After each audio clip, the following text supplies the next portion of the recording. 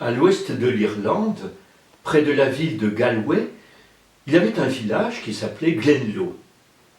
Là vivaient Owen et Margaret, un couple de jeunes paysans qui possédaient une ferme et un terrain alloué par un riche propriétaire.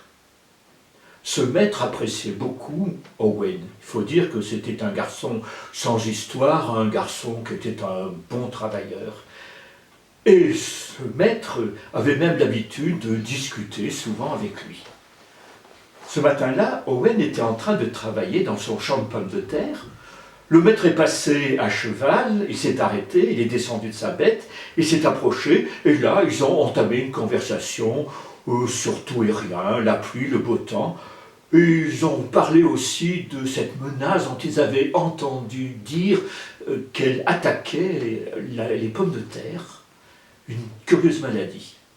Et puis, ce jour-là, ils en sont venus à des confidences un peu plus intimes. Et Owen, pour la première fois, a avoué à son maître qu'il ne savait pas ce que c'était que rêver. Quand il rencontrait des gens le matin, qu'il les entendait dire « Tu sais ce que j'ai rêvé cette nuit ?» et l'autre répondant « Oh là là, ne m'en parle pas, moi c'est un vrai cauchemar !» Et il se racontait des histoires incroyables. Eh bien Owen, lui, la nuit, il dormait. Et le matin, non. Il ne se souvenait de rien, en tout cas, il était bien sûr qu'il n'avait jamais rêvé. Oh, le maître l'a dit « C'est pas possible !»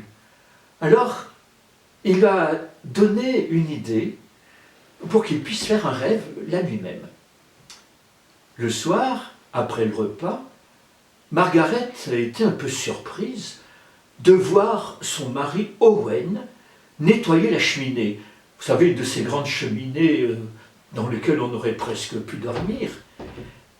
Et elle a été inquiète quand elle a vu qu'il ne se contentait pas d'enlever les morceaux de bois carbonisé, mais prendre une pelle, une petite balayette, et ramasser même les derniers grains de poussière. Et alors là, franchement, elle n'en a pas cru ses yeux quand elle l'a vu, qu'il traînait sa paillasse au milieu de la cheminée. « Mais enfin, mon chéri, a-t-elle dit, mais qu'est-ce que tu vas faire? Tu veux coucher dans la cheminée ?» Alors Owen a dit à Margaret que son maître lui avait dit que c'était peut-être pour lui la seule façon de faire pour la première fois de sa vie un rêve. « Oh bien alors si tu dois faire un rêve, moi je vais coucher à côté de toi et que moi aussi peut-être je vais rêver. Et puis peut-être que dans nos rêves on se rencontrera. » Eh bien, ils se sont allongés, ils se sont endormis, enfin surtout Margaret, qui s'est plongée dans un profond sommeil. Pour Owen, ça a été plus long. Il somnolait, et au moment où il pensait enfin quand même finir par dormir, il a entendu des coups frapper à la porte, très légers. Il s'est levé en évitant de réveiller Margaret, il a ouvert la porte, et là, dans la lueur de la lune, il a vu une silhouette. Il a entendu une voix grave et profonde qui disait « Owen, Owen, il faut que tu rendes service à ton maître. Tiens, prends cette lettre, il a l'adresse dessus, et porte-la en Amérique. » Owen s'est emparé de la lettre, et l'ombre comme ça a disparu dans la nuit. Owen aimait rendre service, il aimait son maître, il n'a même pas réfléchi, et il a obéi. Alors il s'est habillé chaudement, il a pensé qu'il reviendrait assez tôt, sans avoir besoin ainsi d'avertir Margaret qu'il partait. Il a fermé la porte et il a marché dans la nuit. Il a marché sur un chemin éclairé par un clair de lune, et il a aperçu au loin, au flanc de la montagne, un berger qui gardait ses troupeaux de moutons. Et de loin, le berger criait « Hé Owen, Owen, qu'est-ce que tu fais à cette heure de la nuit ? Oh, dit Owen, je vais porter une lettre pour mon maître en Amérique.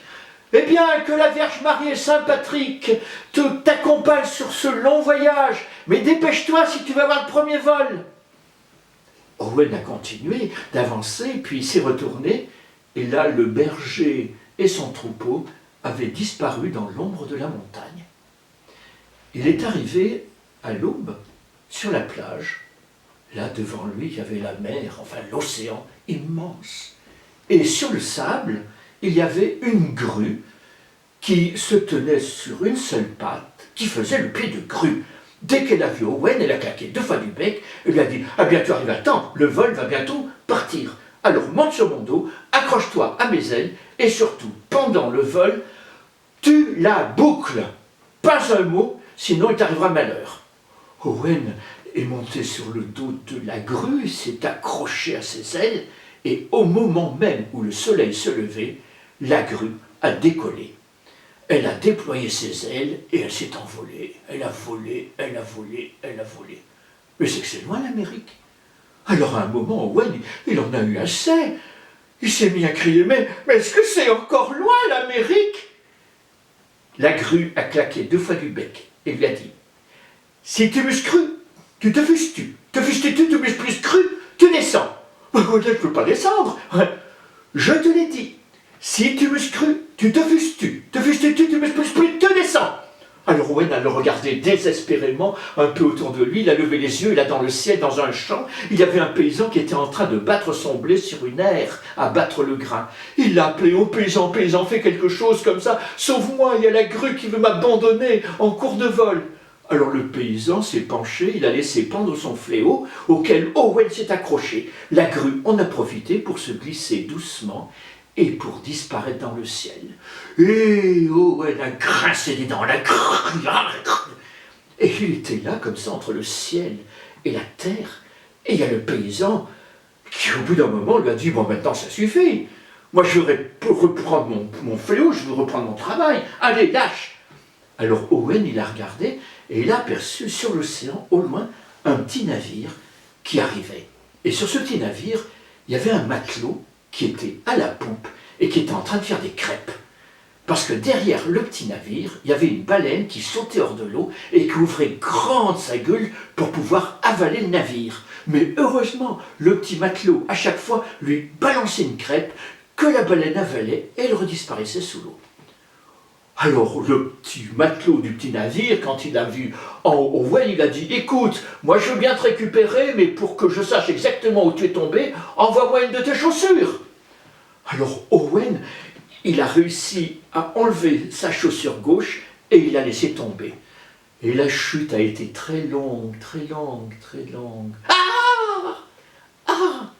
C'est Margaret qui venait de se réveiller, ayant reçu sur la tête la chaussure d'Owen. Elle a levé les yeux et elle l'a vu qui était dans la cheminée, accroché à la crémaillère. Elle l'a aidé à descendre, elle l'a un peu nettoyé de toute la suie, de toute la poussière. Et à partir de ce jour-là, Owen s'est juré qu'il ne coucherait plus dans la cheminée, rêve ou pas. Plus je vous en dirai, plus je vous mentirai. Je ne suis pas là pour vous dire la vérité. La vérité et le mensonge logent dans la même maison et empruntent la même porte. Méfiez-vous des conteurs, ce sont tous des menteurs.